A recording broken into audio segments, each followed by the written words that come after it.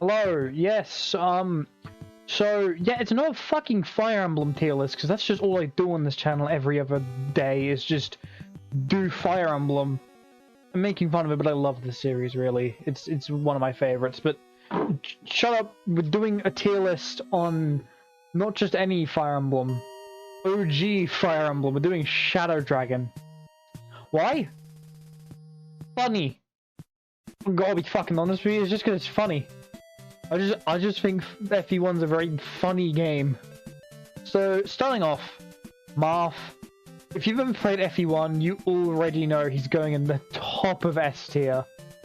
So, yeah, quick question, Kaga. Why bother with... Why are we bothering with all of these characters when we have Marth? Marth is just better than everyone else in the game, pretty much. His one weakness is that, like, he doesn't have as high mobility as, like, a paladin. But that's it. Amazing combat, amazing, like, he does great bases, great growths. His one problem is that he didn't get promo bonuses. But the promo bonuses in this game aren't great because the way that promotions work. Promotions don't give a stat boost, they just raise to a threshold. The only thing they boost, I believe, is, like, HP. So not being able to promote doesn't really mean anything for some of these guys, outside of more chances to get levels, which even then aren't great because growths in this game are dog shit. But that's neither here nor there. Marth is one of the few exceptions to that. Marth has, like, really good growths all around, so overall, Marth, solid. I know, he's just really solid, really strong. He can basically just, like, beat everything in the game. Also required to beat the final map, pretty much. The main thing about the final map is that Medeus can really only be damaged. Like, the most damage you'll do outside of it is, like, 5 with, like, a 20 strength Gradivu. Doubling. That's all you get is, like, 5 or 6 damage. And one good thing about Marth in this game, he has 3 fucking personals. Most games will push the limit with 2, like Sacred Stones, giving Erica and Ephraim, like, the Rapier and the Regent Leaf, and then Sigmund and Sigfrind, or whatever it's fucking called. Yeah, Marth gets the Rapier, which is effective against armors and cavalry, the units you spend 99% of the game fighting. The Mercurius, which has a 25% chance to double a stat he gets on, like, a level up. Unfortunately, you get that so late, half the time will be, like, 2 level ups. If that. I got Marth level 20, like, the round of combat, he got the Mercurius.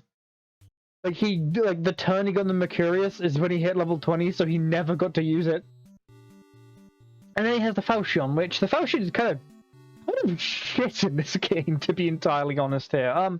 The main thing with the Falchion, it's just really weak for some reason. I mean, he has, like, 10 might. Meanwhile, the Mercurius is, like, 15. So the Mercurius is just better than the Falchion.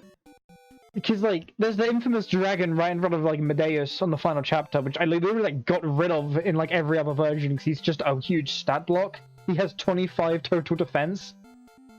And the thing is, Falchion Marth can't do anything. Also, but the thing is, Falchion has a very, very cool ability where it blocks out physical attacks that aren't Manicheets, magic, or archers.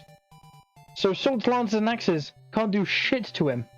Sure, you're fighting, like, 5 more, like sword-using enemies in total, but, like, that's still a thing in this game because pretty much. This game is very weird at times, and you just Marth S tier, moving on. Shida isn't that great in this game. I'm saying not that great, it's in B tier. FE11 Shida is, like, one of the greatest units in the whole franchise, and that's 99% the Wing Spear, but this game Shida doesn't have Wing Spear. Maps don't really accommodate flyers all too much. There's not a lot of times where being a flyer is useful. She still has her shitty ungodly strength growth. She gets a promotion, like, 4 chapters from the end of the game, pretty much. Like, I'm trying to think. There's 22 chapters. The earliest one you can get is chapter 17, so that's, like, 6 chapters before the end of the game. You get promos very late in this game. Yeah. So yeah, Sheeta will struggle quite a bit in this game to do damage. Luckily, she can wield silver at base, which is just really good. But in general, she, like, outside of just struggling a lot from like her low strength, she's pretty decent. Good skill, good speed. She crits a fuck ton. Thanks to not a support, support didn't exist. She just has really good like luck and skill and shit like that. Like she crits a lot, she'll double a lot. She recruits quite a few characters, so like she kind of has to be at least in like C tier, but she has actual like decent combat, so she's B tier. Jagan, ooh, Jagan's A tier. Jagan's really good in this game. So important to note, in F1, stat caps are a flat 20. Outside of like HP, which is like 60, I believe. So Jagan is like halfway capping like most of his stats, right? Yeah, sure, his growths are terrible, but when stat boosters give like a solid like 5 to like the stat they boost, you don't have, what you can do, and a lot of people do this. They use Jagan and just give the stat boosters to Jagan. Because he doesn't need growths, he has really good bases. Enemies in this game are terrible. Like, F1 enemies are really, really fucking bad. So, just having someone who can just, like, not be terrible really helps a lot. So yeah, just like, Jagan isn't terrible, he can keep up, and once you get, like, stat boosters on him, he's kind of insane. I don't think he's like like the amazing like LTC god that a lot of people tend to think he often is. He's just so solid, it's kind of just doing yourself a disservice to use it, because in this game, like, a lot of like, you don't get the game breakers in this game really. There's like a couple, I think you could argue that for, but there's also not a lot of like mediocre or shit tier units. Everyone's in this very solid good tier, and I think that's really interesting. Is that in this game there's like, we really won't get much use out of like these 4 tiers, because that's just not the way FE1 works. FE1, you're really like here most of the time, maybe here with some of the shitters, and there's like a couple in F. So yeah, Jagan A tier, very solid unit, can more than catch up with stat boosters. But again, you have to use stat boosters on him, and you can just slap the stat boosters on someone who like uses them way more, like Marth, or like how he can be a fucking shit tier memer and use it on like Rad, something like that. But that's not important right now. What's important now is Kain. Kain is better than Jagan. The Christmas cabs in this game are really good, and a big reason for that is just that, again, they already have really decent base stats. They catch up to Jagan in like a couple of levels, and they just don't fall off. They just keep getting better. You're like using Kain Enable, feel like you're putting in like an ultra live code in like Contra. Like, I got the super secret like gun using the Game Shark. That's the kind of good these two are. They just start out pretty much like a little bit worse than Jagan and just get better. So yeah, Kain and Enable are both really good. Important to one thing about this game that's very unique is that javelins, like 1-2 range in general, kind of sucks. They have really low accuracy and are fairly heavy. So like, don't use javelins. So being a lance user isn't as like amazing. Luckily in this game, no one's lance locked, because in like in FE3, like cavaliers had to use lances when they were mounted. In this game, you use lances and swords, like in like the GBA games, and even Armor Knights can use swords in this game. So just use a sword on everything. So yeah, Kain is really good. He does occasionally run into a couple doubling issues, but like, when I say occasionally, I mean like occasionally. It's not very common that happens, to be entirely honest. Next up is Abel, and I think Abel is a little bit worse than Kain, but they're still both really good. Also, I just love these expressions. They're really funny. But yeah, the main thing with Abel is that, as I mentioned when it comes to Jagan, enemies in this game are dog shit. They're really bad. So like, he suffers a bit from that Lin problem, where the Lin problem, because Lin from FE7 exemplifies this perfectly. Lin will double like every enemy in the game. Don't get me wrong, she like cap speed every playthrough. But then the other like Dorcas or like Sane, or even like Elliewood most likely does more damage on a single attack. So it kind of makes all that speed kind of obsolete. And that's something similar to what happens with Abel, but like their growths and bases are still fairly similar. They're just like a little bit more lopsided. So although I'd much prefer to have the enemy who like actually just does a little bit more damage, like they're still both really good. They're essentially the same unit in this game. You're very rarely gonna run into like an enemy where like after like chapter 3 when they start getting level ups, you're rarely gonna run into an enemy that neither of them can, because either neither of them can double or they can both double. You're very rarely gonna run into an opportunity where only one does. Next up is Drorg, who looks like he's melting from a candle. I made a joke about that on my Reddit. I'd say honestly B tier below Sheeta. So one of the main things about FE1 is that FE1 has a lot of these like split maps, if that makes sense, where there'll be like an objective that's sort of like an immediate one. Like, for example, chapter 3, there's Lena and Julian coming down with like Navarre and like his bandits. And then over the other side you have like the hunters and the fighters, and there's the village over there with the devil axe. Now sure, Drorg, is he gonna be killing bosses? No. Is he gonna be like even getting close to like the front lines over there? No. But due to the amount of immediate goals in like a lot of FE1 maps, Drorg is not that bad. His main issue is the fact that in this game, armors don't promote. General is an entirely separate class for some reason, meaning that Drorg likely won't be getting like an endgame seat, which he shouldn't, because he's like not that great. But he is like overall like decent at dealing with the immediate threats, because important in this game, due to the 20 defense caps, yeah, sure, he starts with 11 defense, which might seem shit. That's over halfway to capping, so even with his like 30% defense growth, he doesn't need to proc defense that much. Basically, since it starts at level 20, and since the cap's at 20, he starts at level 1. As long as you just use Drorg, he'll likely get really good defense, because him having lopsided growth towards like a speed and shit makes sense, because he already has those other things like in the bag. A lot of these other units will be hitting 11 defense by like the end of the second third, and he has that at base, and he's like over halfway to the cap, so he can just focus on those lopsided growths, get the occasional defense and HP stuff, and then he's golden. So a lot of people like look kind of retroactively at that and think Drorg is bad, when in reality he actually has like decent growths with like the mindset in mind. They just weren't adapted very well when like in Shadow Dragon, because yeah, in Shadow Dragon, if we're just talking like OG Shadow Dragon, the Sheeta would be in B tier, and I don't think I'd even like bother putting Drorg on here, because after like hard 1 he just falls off a cliff. Anyhow, next up we have Gordon. He's starting archer, shitty strength, alright speed, just kind of okay in general. It's really difficult talking about starting archers, because once you've talked about one, you've talked about them all. Every starting archer is just low strength, never really gets better, decent speed, mainly just good for chip damage.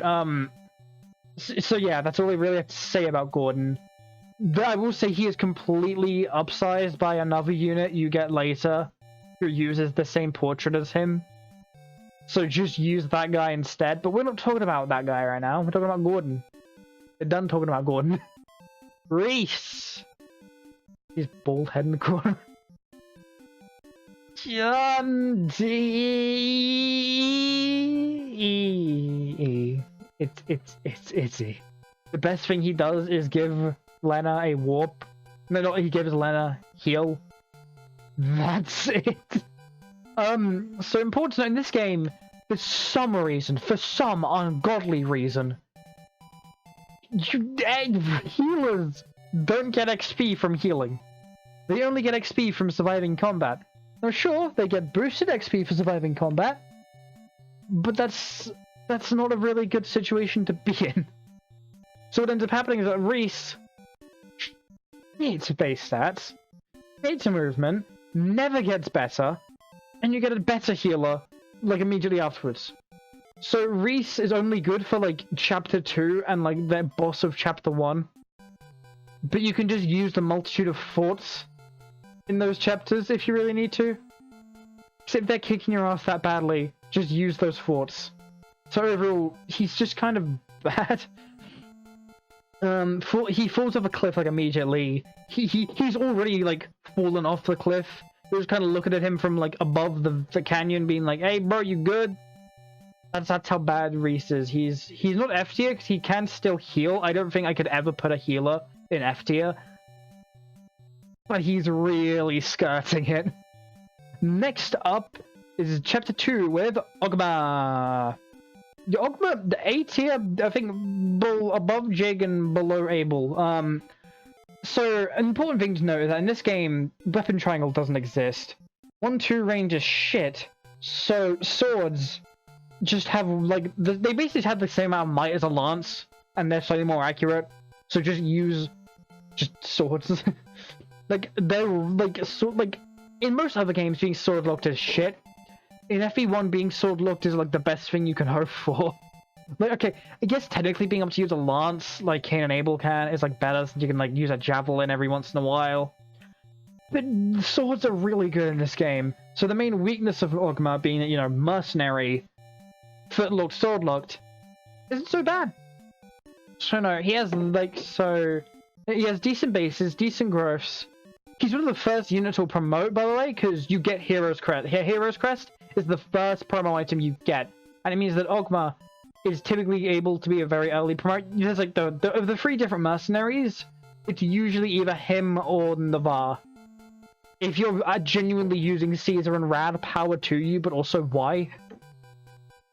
But yeah, Ogma, pretty decent unit all around, really. He's just really good at combat. He has good bases. The one thing that's letting him down is the fact he doesn't have the best movement, but like, so what? Like, oh no, he'll be dragging slightly behind the Cavaliers. Oh well. Like, he'll more than pull his weight in this game. He's just really solid. Next up, we have all our fucking axe guys to get through. We have 4 in a row over here, so let's just get started. With the best one, Bast. Bottom of B tier. So with Bast, he's just better than Bord and Cord. Except for, I think Cord has a slightly better HP. He has 100% HP growth. And he has a very, very marginally better, like, luck growth. Bord is worse than either of them, and Bast is better than both of them. Just use Bast. I really don't have much more to say. He can't promote in this game. And one thing that is very bad about Axes, and it's why I can't put... Because I would put Bast, honestly, stat-wise. He could go in the bottom of A. But Axes don't exist after halfway through in the game. After, I don't think it's Port Warren. I think it's the next armory after Port Warren. That's the last time you ever, like, see Axes. They just stop being sold.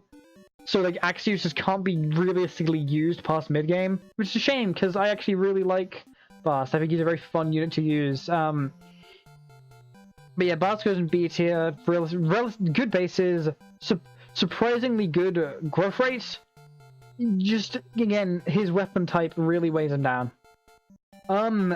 So, fun fact. These two use the same portrait. So, I just have to guess.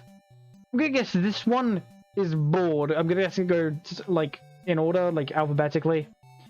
He goes in, like, D tier. The main thing with Bord is that, again, he's just kind of statistically a bit shittier than Cord. That's it. Like, he's still not bad, but, like, he doesn't have the hammer niche that he has in, like, FE11 in Shadow Dragon. No, in this game, he's just kind of a shittier version of Cord because he can't double at base and he doesn't do as much damage. And his speed growth, I'm trying to remember that, but his speed growth is just, like, horrid. I'm just checking right now. So, his speed growth. His speed growth's 10%. What? What can you do with that? He has a base of 7. Like, that's not terrible, but, like, after, like, a couple maps, he's just gonna fall off the side of the edge. He's just sort of fall off a cliff.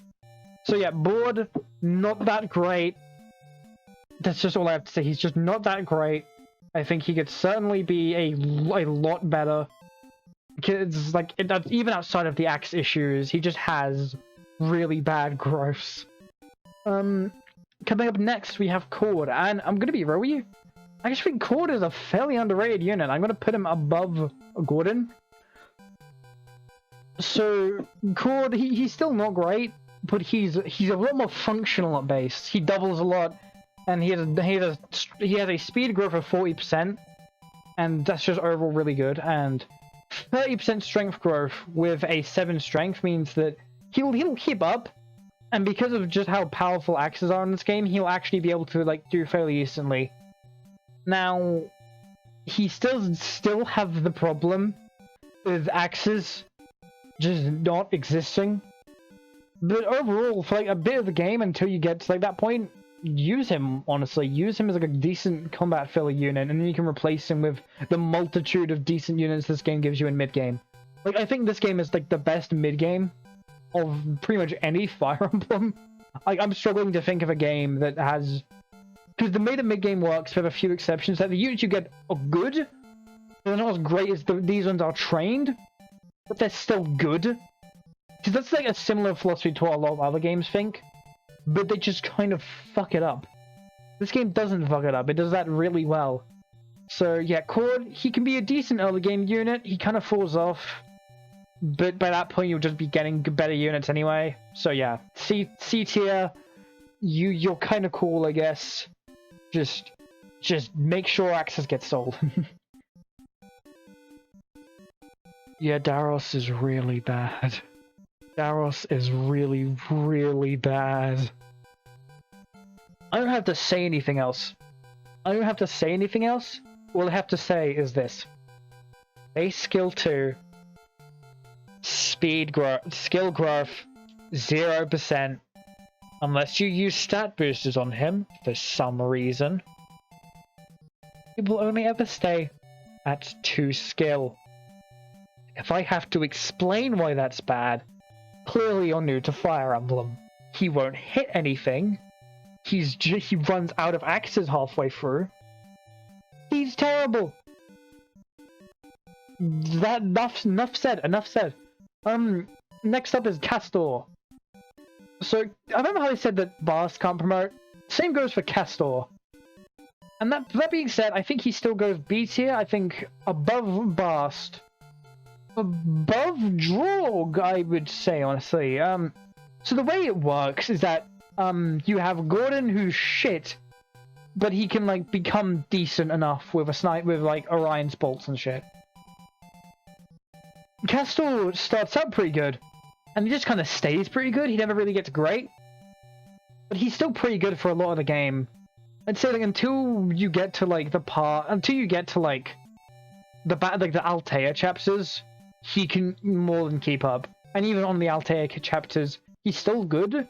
It's just the fact that when the time the end game like rolls around and enemies get stupid in this game, Castor, like, everyone falls off at that point, Castor included. So yes, he isn't amazing. Yes, he could certainly be a lot better, but because, you know, he doesn't have that kind of longevity that a lot of other units do. But you know what?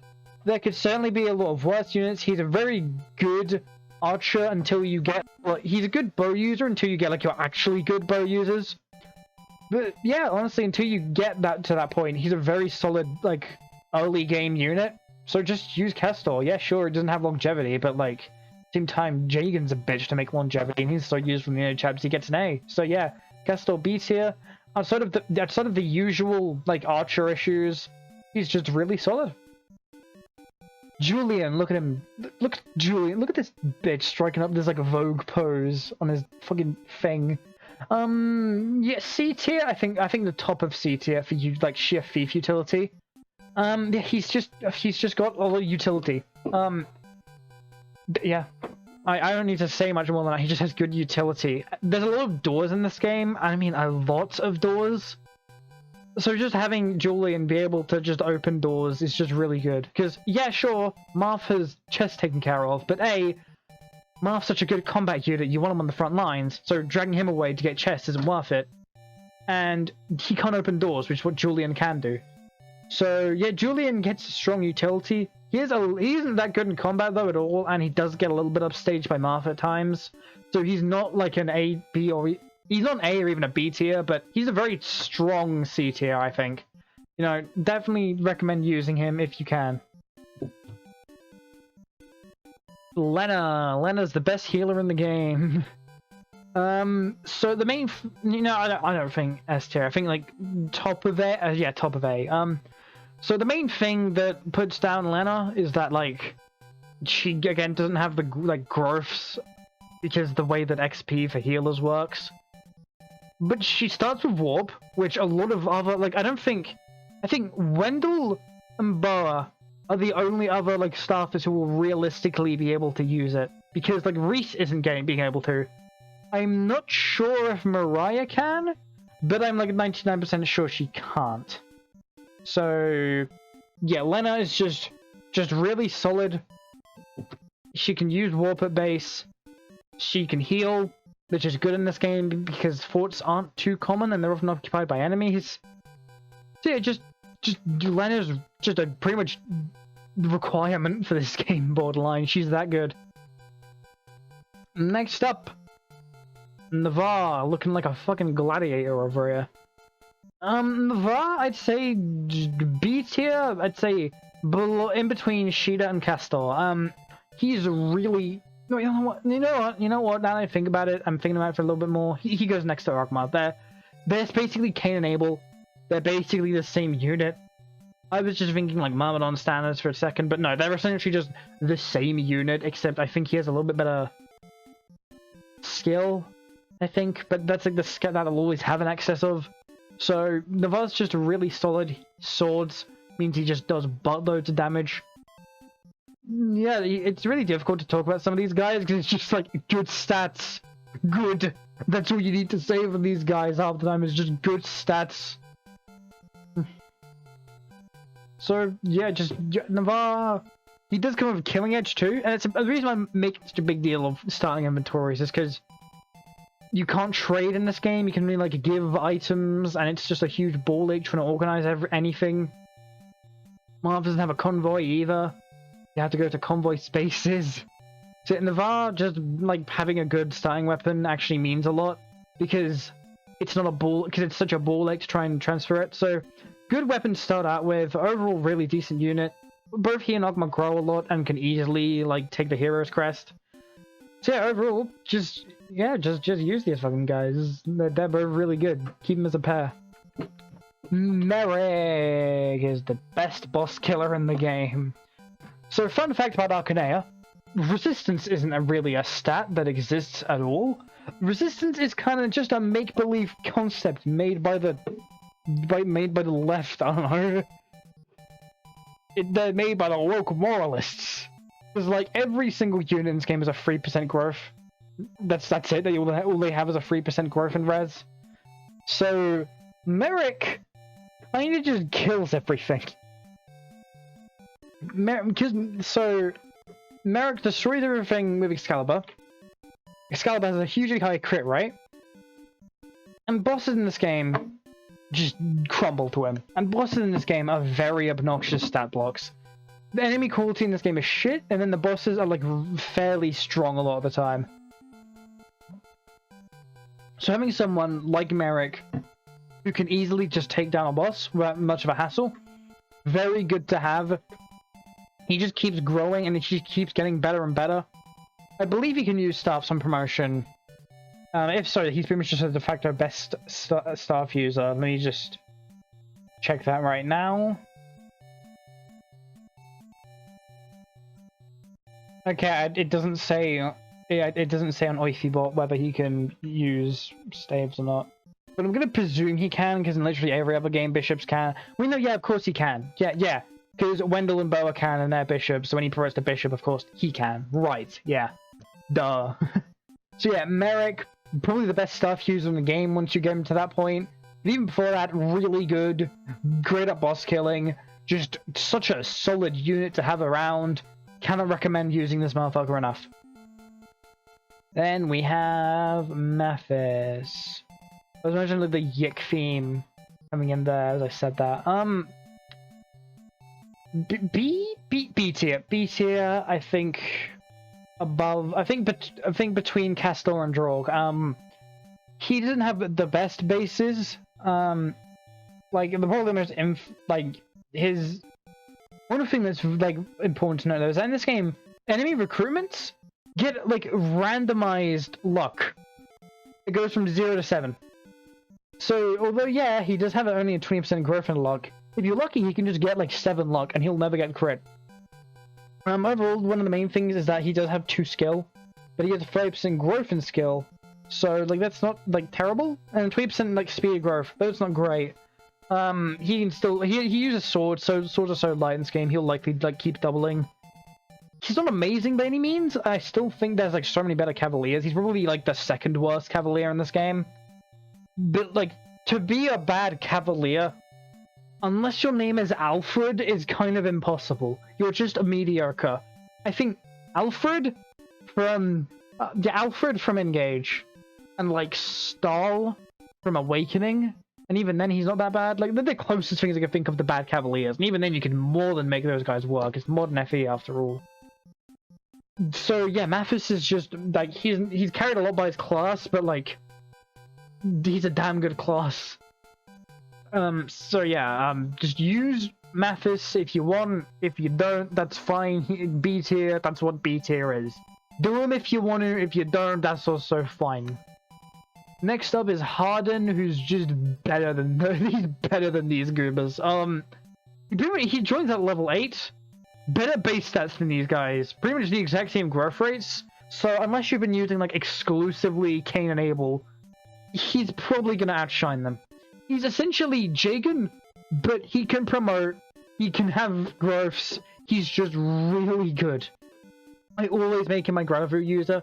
Yes, I said always. I've played FE1 multiple times. I don't recommend that on anyone. It's, I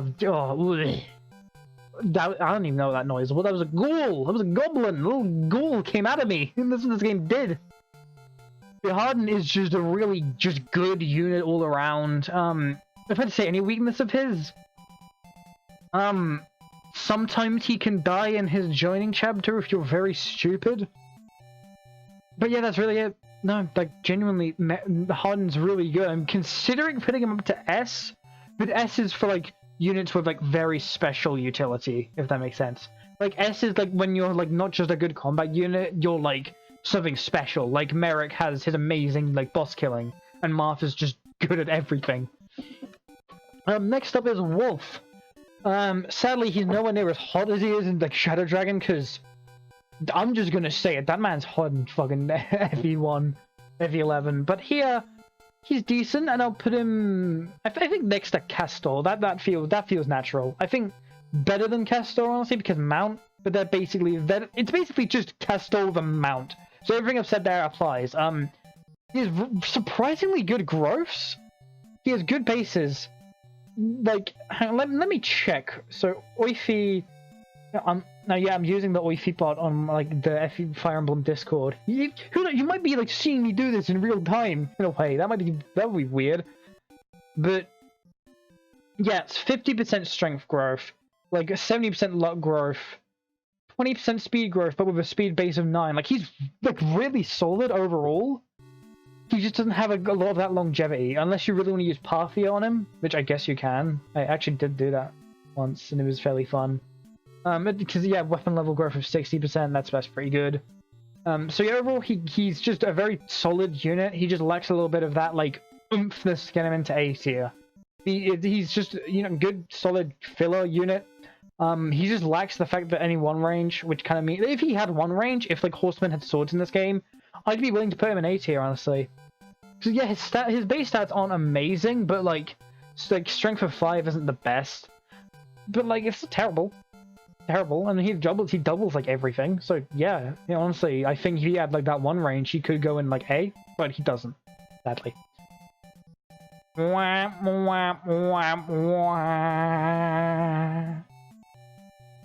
Deadass, I'm not even gonna read this guy's. I'm not even gonna, like, give you an opinion on this guy. I'm just gonna read out his, like, stats, and you can do the maths. Sedgar, level 1 horseman, HP 16, strength 4, skill 3, speed 7, luck 2, weapon level 3, defense 4, resistance 0, move 9, growths. HP 90%, strength 30%, skill 20%, speed 10%. Luck, 10%. Weapon level, 30%. Defense, 20%. And res, 0%. Well, I just said 0%, it's like 3%, whatever. So, do I have to explain it? He can't one range. He has shit stats. Moving on to Russia. Remember how I said Mathis was the second worst? This guy is the fucking worst. So he's not bad. He's bad. No. At base he's not terrible. You know, I mean, look, strength 6, skills 5, speed 7. That's not so bad. I mean, like, HP strength for 40 is a little bit shaky, but you know, a lot of people don't have that good strength for us in this game. Oh my goodness! Speed 10%!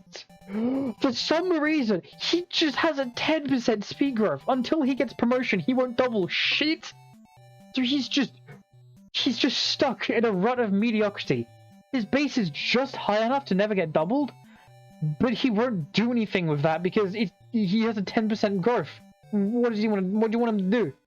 He's so bad. Next up is Violent. Okay, Mathis actually, yeah, looking at it, Mathis is third worst.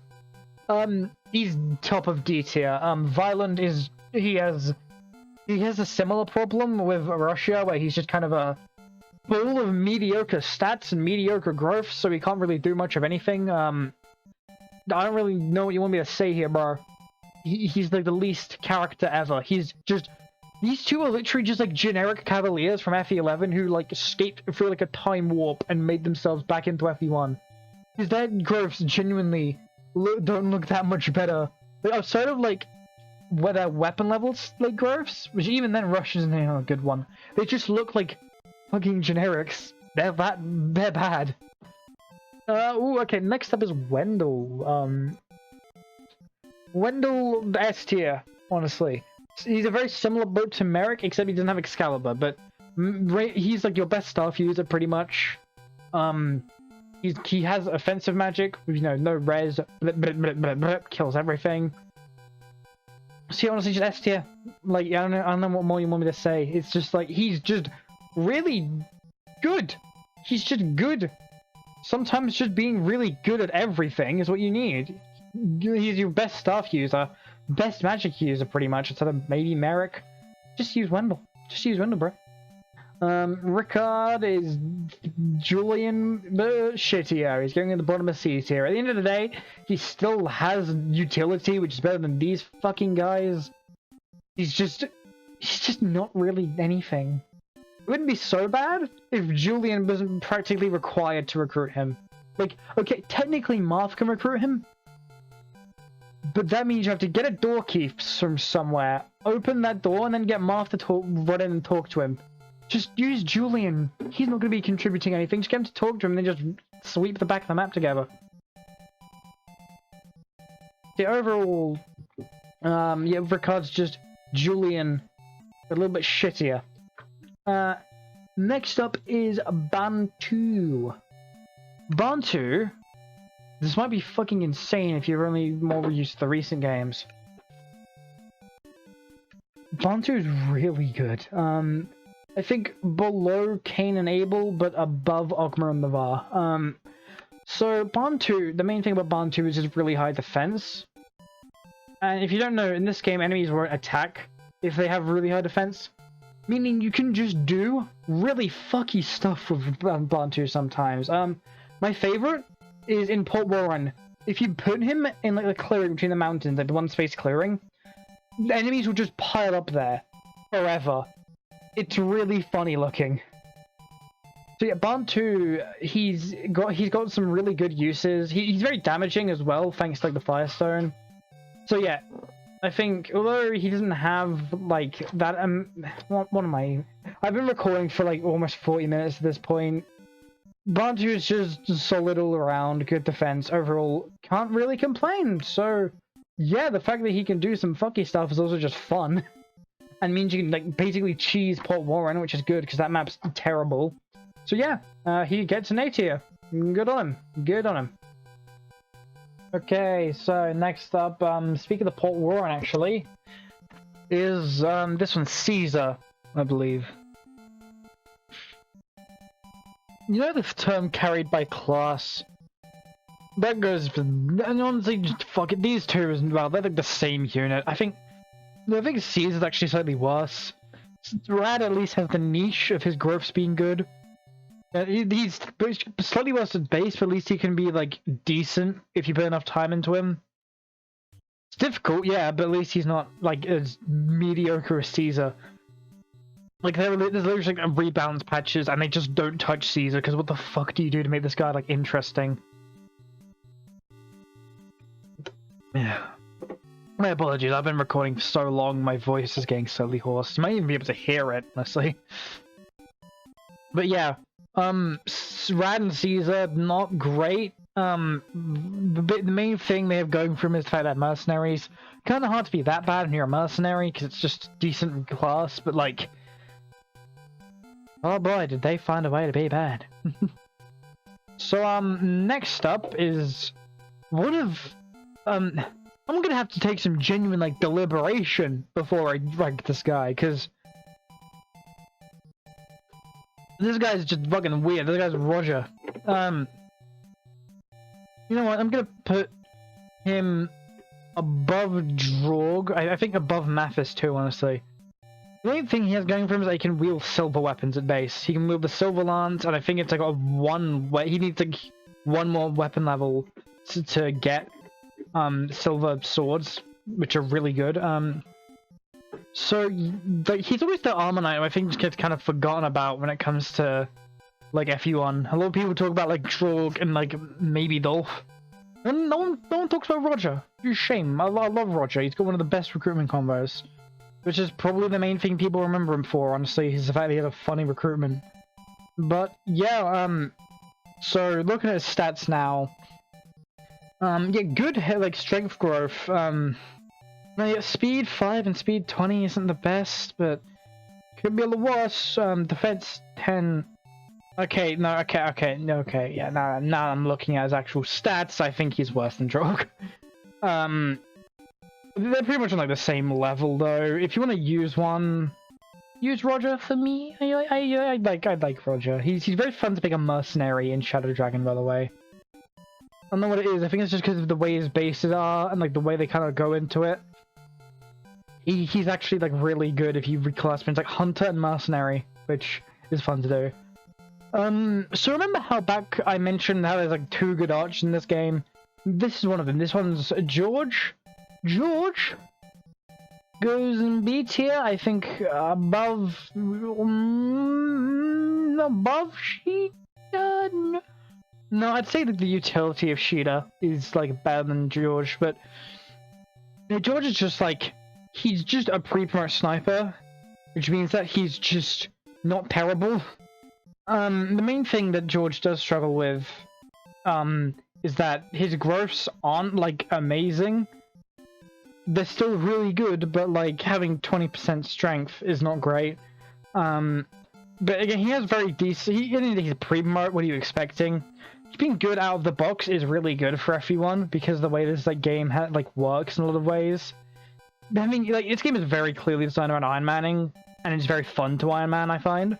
So having a unit like George, who's just good out of the box, is really good for if, like, Gordon or Wolf or fucking Sedgar dies. If you somehow get into a position where this is a worry for you, you are so fucked. But yeah, George, just a good sniper, and he comes with silver. So at the very, very least, he can give, like, Wolf a silver. Could be worse. Could be a whole lot worse. So next up is Maria. Okay, first of all,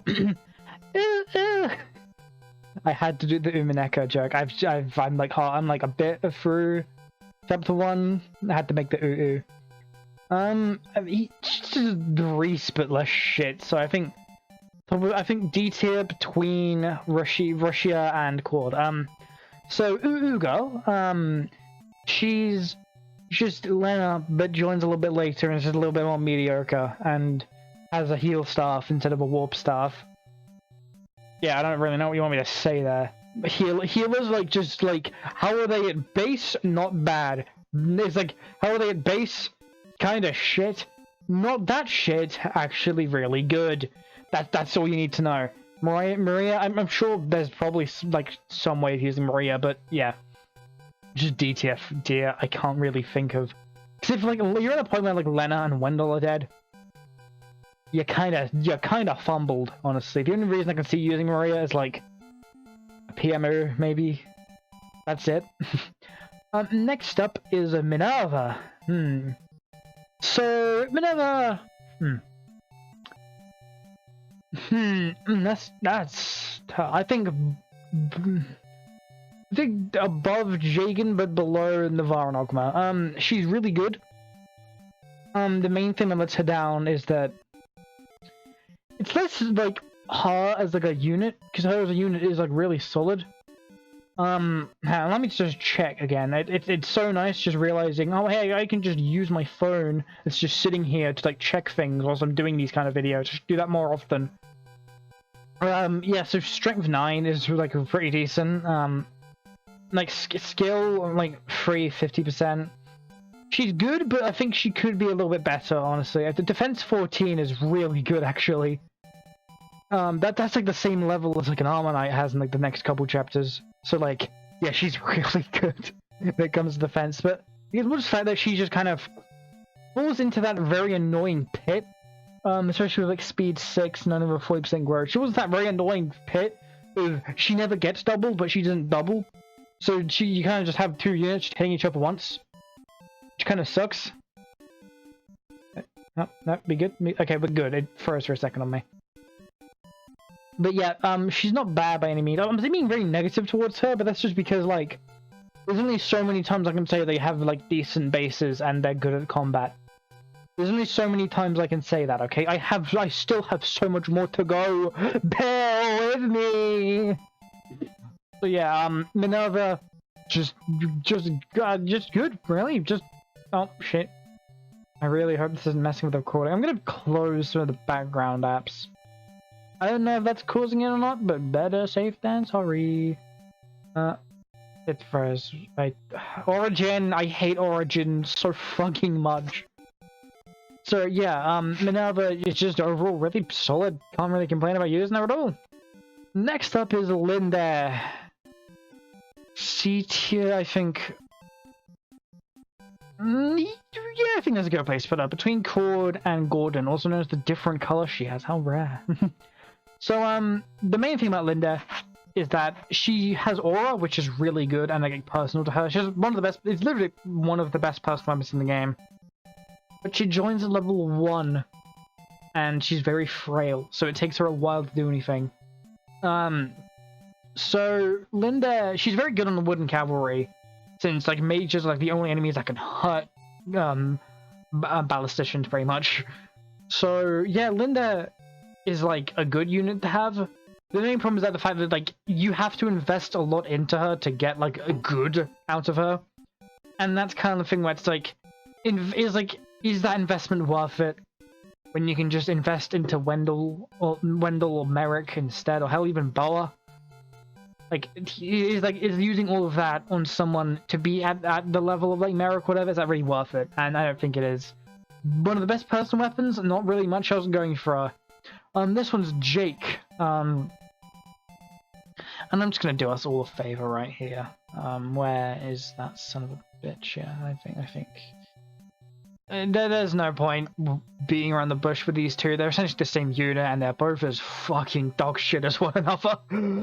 So ballisticians have 4 moves in this game. Anyhow, yeah, that's really all I need to say. They have 4 movement.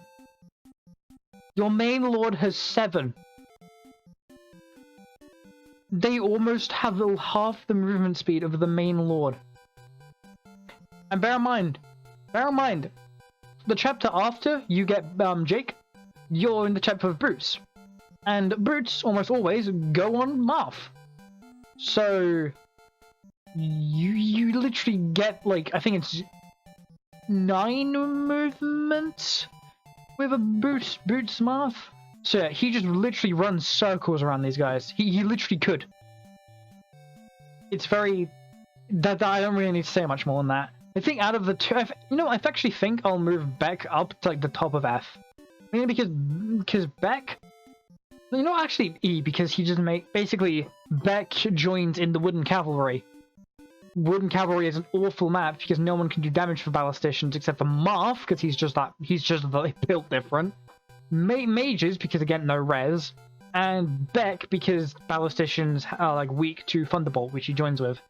So, yeah, Beck can help a lot in the Wooden Cavalry. That's it.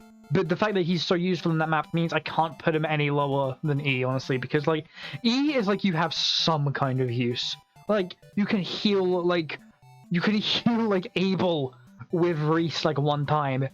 Caesar might give you, like, a steel sword and, like, a little bit of, like, damage. And Beck just makes Chapter 12 not as 100% awful. Only 90%. So, yeah, yeah, Beck is like bottom of E, Jake is like F tier. These two are just dog shit. Don't even bother using them. They're not even fun, kind of bad. Medea! B tier, I think... I think between Castor and Mathis, now I think about it, because for all intents and purposes, here is what Medea is. She is Jagan, but she has growths. Strength 7 at that point in the game isn't the best, but she can wield silvers at base to make up for that. Skill 11, speed 9 is very good. Defensive 9 is also actually fairly decent as well, so... Yeah, the main thing that lets her down is her fairly low defense. Like, defense 9 with defense 20 growth, not perfect, and only 20 base HP. Jesus fucking Christ. That's bad. But yeah, Medea... outside of just being like one of my favorite Arcanea characters, so there's a little bit of bias here. I think she's generally actually a really competent unit. A very just good filler, pretty much the best. That's what the B tier units are. B tier is like, you're a good filler unit. Like, you can just kind of fill a role in a team. C tier is like, you're a okay filler unit. Then we have Dolph and McKellen. So, I'm guessing this one's Dolph. And Dolph, a lot of people love ragging on Dolph, because I mean, just fucking look at Dolph. But real shit, Dolph is C tier. First of all, he can protect Medea and Bo in like the weird like corner of that map. So he has like an actual utility. Stat wise, he's very far from great. That's like, it's really just that he has that use on that one map, and I mean. Like, yeah, strength of 8 isn't great, but 30%. Speed 5 isn't horrid for an armor knight. I mean, Roger speed 5, and that was a couple of champ. Okay, maybe it's pretty bad, but defense 12. Okay, no, yeah, looking at this guy's stats, this guy goes in D tier, I think. Yeah, below Maria, but above Board. Again, it's just like he does have that like niche use of being able to like protect Medea and Bar. That's it. McKellen's just that, but shittier. I think, yeah, if I'd say it, probably worse than Caesar, because McKellen is just. I think McKellen is literally like pretty much the exact same stat-wise as a Draug who you get at the very beginning of the game, and you get like McKellen like the halfway point. So FE1 Dolph and FE1 McKellen, and then. FE1 Draug, because it's like, I think if anything McKellen's actually slightly shittier. But so okay, yeah, 18 HP, strength 8, skill 5. Okay, he's not as bad as like Draug, but like he still has the same speed and the same defense, which are the most important stats for an armor knight, and he has shittier growths overall. So I mean, he actually has a higher strength growth than Draug, funnily enough, but. It's just not worth it. You're looking around a 5 move guy for what? Just don't do it. Use him as like a meat shield for Bo. That's it. Tomaz is very unique in the fact that because you'll notice this is almost a borderline recruitment order tier list with a few exceptions. Like the units we're getting around like this part are the ones you just get like later on, like Caesar, Rad, Maria, like Jake and Beck. Tamaz is very rare though, because I actually realized I didn't actually use Gordon. Yeah, because Sedgar doesn't have his like sleeves here. Meanwhile, like Gordon and like Tamaz do. But yeah, Tamaz, honest to God, on God, A tier. I think in between Jagan and Minerva.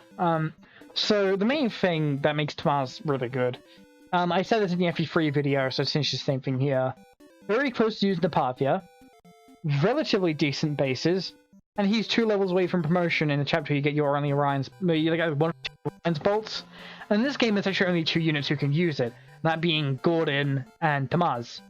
So I guess you could theoretically use it on both. You can just bring Tamaz, and Tamaz is just like, because the way that promotions work, he's like, promoting these 2 is essentially the same thing, kind of. So if anything, actually is makes Gordon like shittier by comparison, because like training up like Gordon is painful and terrible, and his bases as a sniper would just be the exact same as Tamaz as a sniper, because like that's how promotions work. He won't gain as much out of the promotions Tamaz will. So just use Tamaz. Get your really good Parthia user, which is like he reminds me of Tearing Saga in a little bit. Because if you don't know, in Tearing Saga, which is the game that Kaga made after he left Intelligent Systems after Thracia, in Tearing Saga, a lot of units have very specific niches. Like, Leone joins as like a level 3 archer who's like not that good stat-wise, and she joins like around halfway through, but she has really good like movement growth. Her movement growth is a full-on 10, meaning that like she will actually fairly likely be able to level up her move a decent amount, meaning that although yeah, she is still just a regular-ass archer, thanks to that movement growth, she actually has a specific niche of basically just being a really good like hit and run unit, I guess. So yeah, like, and that's kind of what Tamaz has here. Tamaz has that very specific niche of being a really good like Parthia user. So yeah, honestly, I think, now I think about it, I think it might be above Minerva, because Minerva is just good at combat. Meanwhile, like, Tamaz actually puts a use to the Parthia, which I mean, I guess you could use George for, but just use Tamaz. Even a trained Tamaz will be better than that. Also, yeah, Kestor can't promote, Hunters can't promote yet, so again, Tamaz is just like pretty much the only real good user of the Orion's Bolt. Okay, we're almost there, thank God. Bow! Just, hang on. Okay, yeah, that does go off screen. I'm gonna need to fix that. Bow is just Wendell 2. Moving on, hang on. I want to check something, because I know Wendell can use it at base. So... hang on, I'm just checking. So, he has a base weapon level of 10. And... ah, Jesus Christ, my spelling is bad. So yeah, he's a base weapon level of 10. And warp is level... yeah, he can use warp at base. It's weapon level 6 for warp. So yeah, at the end of the day, just being able to use warp, being able to use magic, being able to heal, just good in this game. So yeah, honestly, just... the S tier in this game is very weird. You might have noticed that. So, next up is Astrum. Astrum is B tier. Astrum, I think Astrum... I'd say, on the same level, I'd say Wolf is better, honestly. He's between Wolf and Kestor. The main thing he has going for him is that he has a silver weapon to start with. And that's just good in this game. Silvers are pretty good, and they're not that common. So yeah, he can wield silver at base. He has silver at base. I mean, just good. Again, it's just decent bases. He could be a little bit better, I guess. But in like a couple chapters he gets immediately outstaged. But again, could be a hell of a lot worse. Could be a hell of a lot worse. Okay, now we need to stretch out this part. Just give me a moment, would you? Right, yeah, forgive the very temporary jank look we got going on here. Oh, there, my cursor wasn't appearing on the OBS for some reason. Anyhow, now we have the Paula, who... Paula, I think, is an A tier. Simply put, she's just a flyer, but she pretty much will always have better stats than Sheeta. Just use Paula. Like, by this point, you only have Lorenz left to recruit Rashida, and you don't have Wing Spear, so just I'm not saying bench Sheeta, but like Paula, if you want to fly, just use Paula. Or you just use Minerva. I think she's a little bit worse than Jagan though, and same goes with Katria. Like, I don't really have much to say about these two. They're fairly identical unit-wise, except for like Paula has a higher base level. But again, it takes so fucking long to get. Like, you still have, like, that's chapter.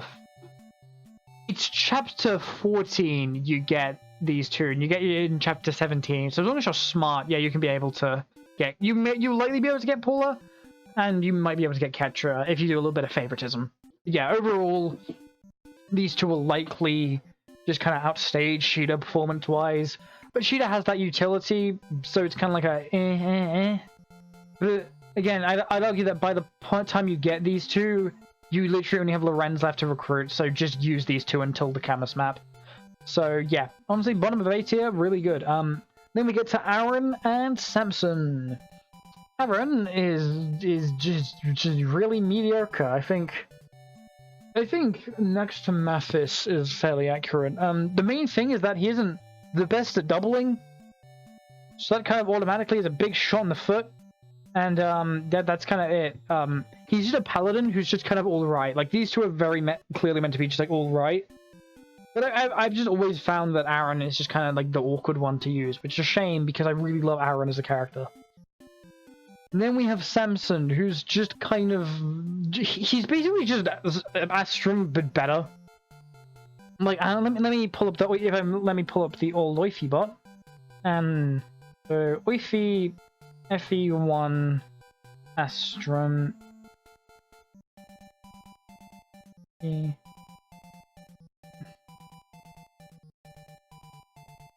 Okay, yeah, he is just better.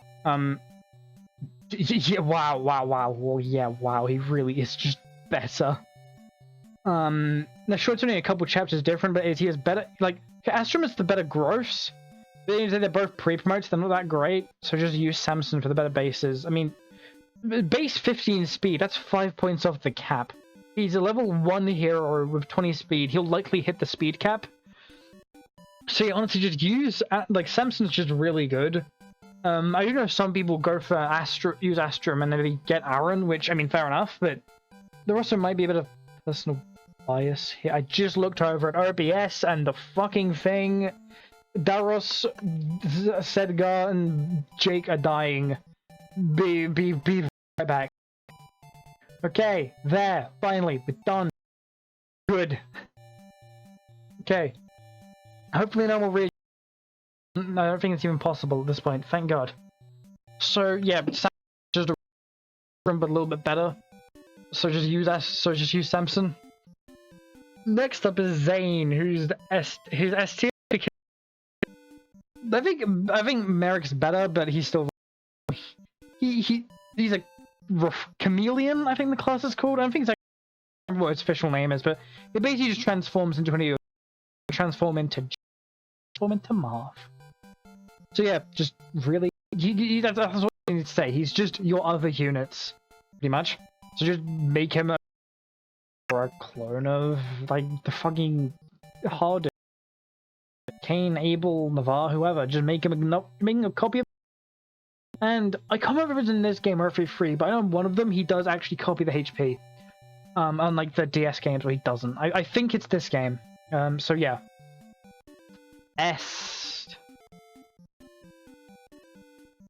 And then I'll give her an E because she has the she at least has the niche of a really fucking stupid infinite money glitch where you get Paula, Ketria, and Est in the arena.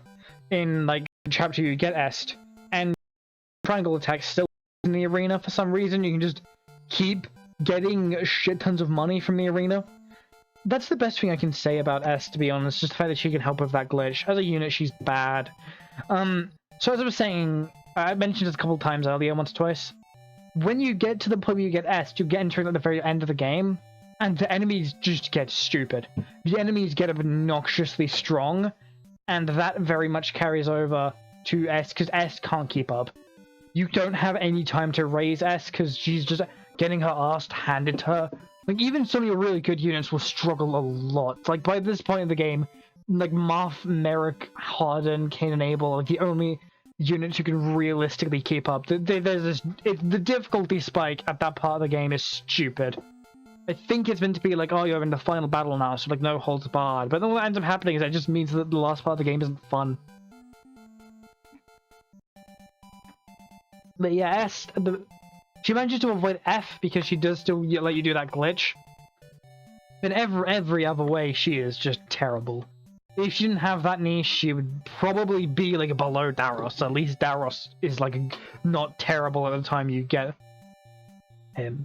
Like, I feel like, honestly, if she just got, like, S a couple chapters earlier, she would actually be alright.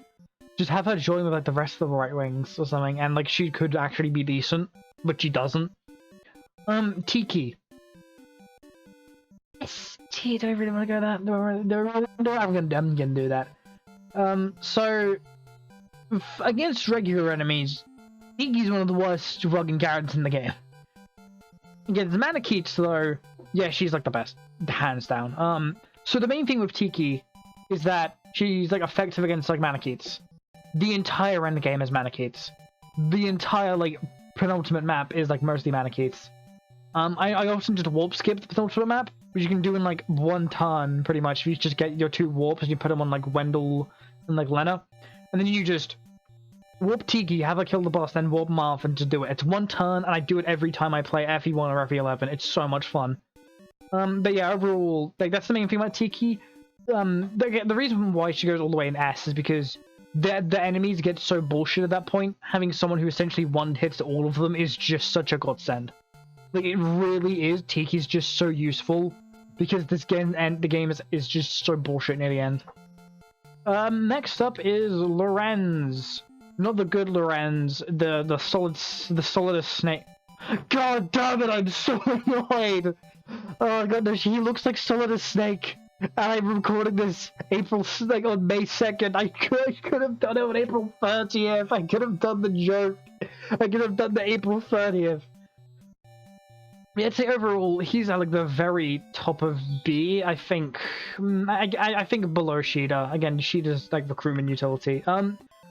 Yeah, it's very difficult to talk about Lorenz because you get him for so little of the game.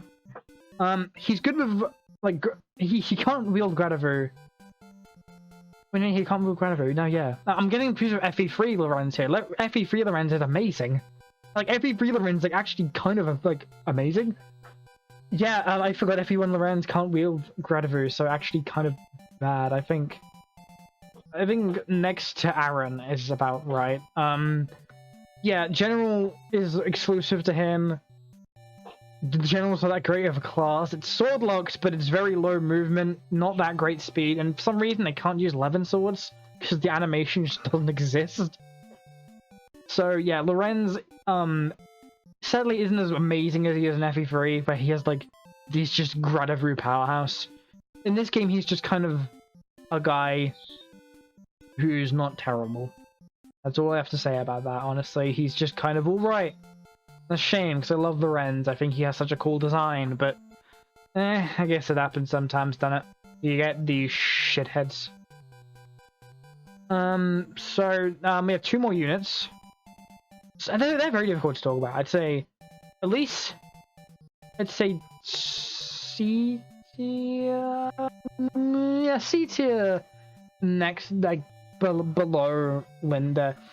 She isn't that great of a unit, but it's actually the exact same thing, pretty much. Shitty units with amazing personals. She has the arm staff, which means you can bring back anyone from the dead, which is very good, because the last chapter is complete bullshit. I know there's like a small strategy some people do. You can't do like the Falchion Tiki shit with like Nagi, but I do know what some people do is they basically get like Tiki to suicide on like the Mage Dragon in front of Medeus. And then they like, revive Tiki, send her in, and had like her and Marth very much like dual team Medeus. But yeah, basically just having like the Orm staff kind of means she isn't inherently good. It's like Claude in FE4. Claude's not that great stat wise, but he has access to Valkyrie, so he's just kind of inherently good. Last unit is Gutter. Oh, that's so bottom of B. It wouldn't be so bad if Medeus and the dragon in front of him weren't immune to magic. Those are the 2 strongest enemies in the game, pretty much, and he can't do anything about them.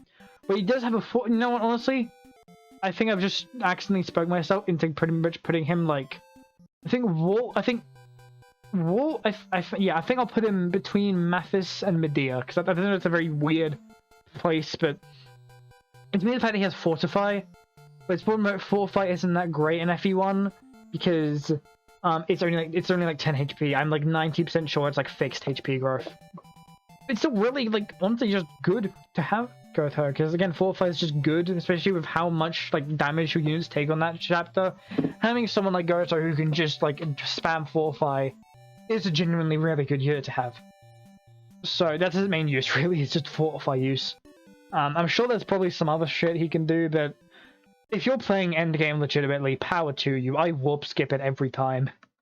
So yeah, that is our list. So we'll go from worst to best, and yeah. So I'm just gonna take a swig of a drink because I have a lot of names to read out.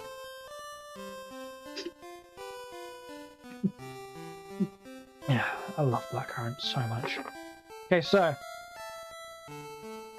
starting from F tier, we have Jake, Sedgar, Daros. E tier, Beck, McKellen, Est, Caesar, Reese. D tier, Rad, Ford, Dolph, Maria, Russia, Wyland.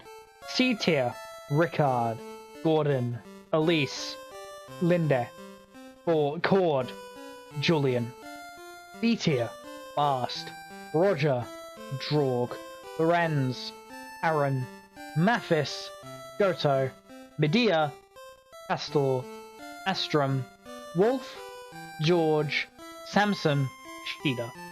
A tier, Katria, Paula, Jagan, Minerva, Tomaz, Navarre, Ogma, Bantu, Abel, Kane, Hardin, Lena, S tier, Boa, Wendell, Zane, Tiki, Merrick, and Marth. So yeah, that's that.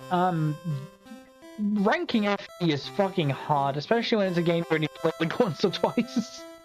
Yeah, I say once or twice. I've actually played a good few times. If there's one thing I want you to take away from this, play FE1.